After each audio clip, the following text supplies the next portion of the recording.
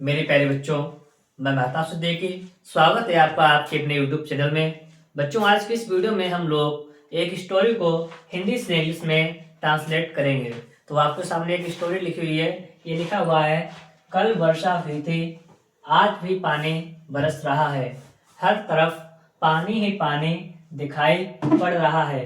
हो सकता है कि कल भी वर्षा हो। यदि कल भी वर्षा हुई तो हम घर पर ही पढ़ेंगे।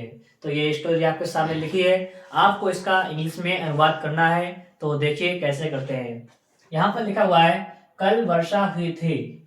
तो यह वाला वाक्य पास्ट का है, पास्ट इंडिफिनिट का है। ठीक है, तो इसे बनाएंगे इट से। वर्षा वाले वाक्य जो होते हैं वो इट से बनाते हैं, तो इसे बनाएंगे इट।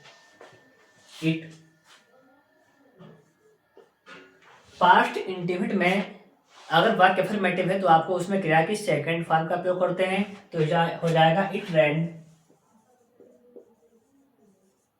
वर्षा हुई थी। लिखा है कल, अब यहाँ पर बीता हुआ कल है तो यहाँ पर लाएंगे यस्टरडे। अगर होता आने वाला कल तो आपको लाना है टुमारो। तो यहाँ पर क्या है, कल वर्षा हुई थी, मतलब कि पानी पहले ही बरस चुका है। तो कल की स्पेलिंग यहाँ पर यस्टरडे लगाएंगे, तो हो जाएगा इट रेन्ड यस्टरडे। ठीक है, तो आपके सामने एक बार बन चुका है, इट रेन्ड यस्टरडे, कल वर्षा हुई थी। फिर इसके आगे लिखा हुआ है, आज भी पानी बरस रहा है। तो आप इसे किस प्रकार से बनाएंगे। तो ये वाला वाक्य जो है वो प्रेजेंट कॉन्टिन्यूअस टेंस का है, और आपको मैंने बताया ये वाले वाक्य में आपको इट का प्रयोग करना है। तो इसे बनाएंगे इट इज। इट इज, यहाँ पर लिखा है भी, तो आप लगा दें also. It is also raining today. इसका मतलब क्या है, it is raining, it is also raining today. आज भी पानी बरस रहा है, क्योंकि वाला वाक्य जो है वो प्रेजेंट कॉन्टिन्यूअस टेंस का है। फिर इसके आगे लिखा हुआ है, हर तरफ पानी ही पानी दिखाई पड़ रहा है।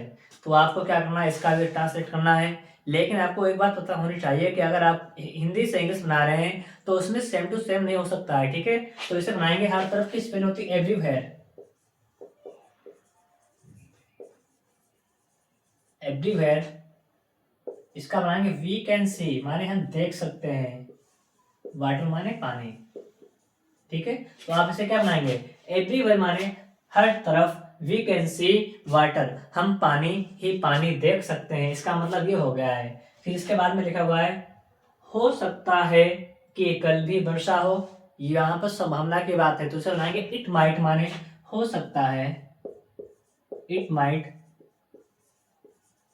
आल्सो माने भी, रेन माने वर्षा हो। अब यहाँ पर कल है, क्या लिखा है, हो सकता है कि कल भी वर्षा हो। तो यहाँ पर कल कौन सा है, आने वाला कल है, तो इसके लिए आपको टुमारो का प्रयोग करना है। ठीक है, तो it might also rain tomorrow, हो सकता है कि कल भी वर्षा हो। TOMORROW। ठीक है, क्या बनेगा, it might also rain tomorrow, हो सकता है कि कल भी वर्षा हो। फिर इसके बाद में लिखा हुआ है, यदि कल भी वर्षा होगी तो हम घर पर ही पढ़ेंगे। तो यहाँ पर बाकी जो है वो नियम के अनुसार बनेगा। इसमें इसमें क्या लिखा है, यदि बाकी में दोनों तरफ लिखा है यदि कल भी वर्षा होगी, यहाँ पर भी कहा गया है तो हम घर पर ही पढ़ेंगे। तो अगर आपको इस प्रकार से कंडीशनल वाक्य मिले तो आपको उन्हें बनाने का तरीका क्या है, अगर वाक्य पहला यदि वाला है, जैसे होता यदि तुम